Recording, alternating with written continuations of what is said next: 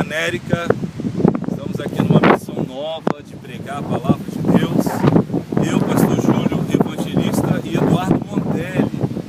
Olha que lugar lindo, paisagem bacana aqui. Uma cidade que precisa da bênção de Deus, precisa de Jesus.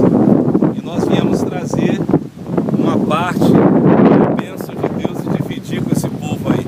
Muita gente carente, muita gente precisando de luz. E Jesus disse que nós somos a luz desse mundo. Nós pedimos a você que ore por nós, pelo nosso ministério.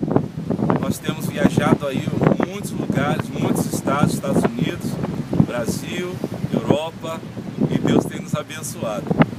Um grande abraço aí, fica aí com essa paisagem maravilhosa.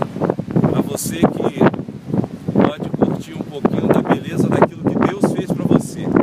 Olha aí que maravilha.